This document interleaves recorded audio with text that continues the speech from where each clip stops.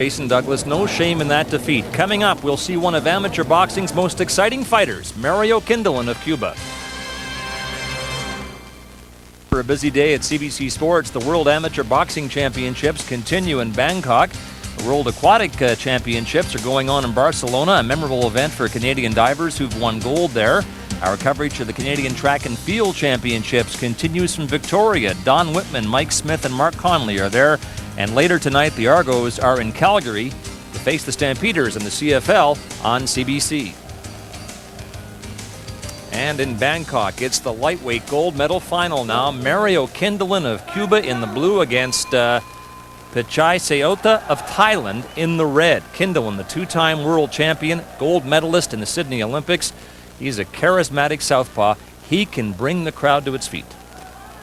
And take Sayotha off it if he lands properly.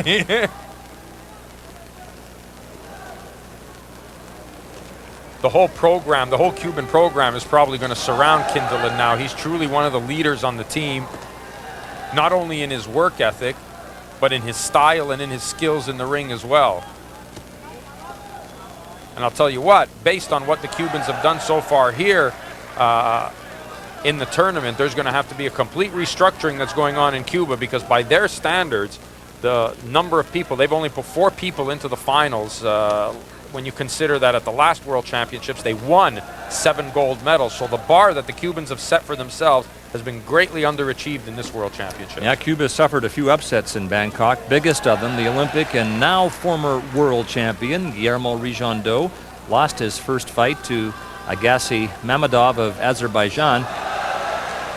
Cubans really identified Rigondeaux as their first ever potential 4-time Olympic gold medalist. He may do it, but losing the world title here would be a bit of a setback. And in this fight, even giving the benefit of the doubt to the home country fighter, as sometimes happened, will not likely be enough for Sayotha. You'd have to think he's overmatched against Kindelan. Yeah, but Kindelan's not only fighting Sayotha, but he's also fighting the entire crowd. There's not an empty seat in the venue. Look behind you, crowd packed in there to see this matchup between Sayotha and Kindelan. And you know they're out there cheering for Sayotha, obviously, but they're going to get to see the skills of Mario Kindelan. Sayotha is trying to duplicate the accomplishment of Songjit Yongyahor, who won the flyweight gold here. He beat Jerome Thomas of France soundly to take the gold and is to receive $50,000 US from Thai sports authorities as his reward. Boxing is seen as a road to riches for a lot of fighters, but especially in Thailand, which is not a rich country. Beautiful southpaw style from Mario Kindelan. I mean, he's textbook. If you're going to teach somebody about boxing, watch the way this guy does it. Watch the way he keeps that front foot in front of him, in front of his head all the time. Watch the way he stays behind that jab. Watch the way he's able to combine good foot movement with a good solid base when he wants to land power shots. Nice wide stance. Beautiful. He's able to throw shots from any position.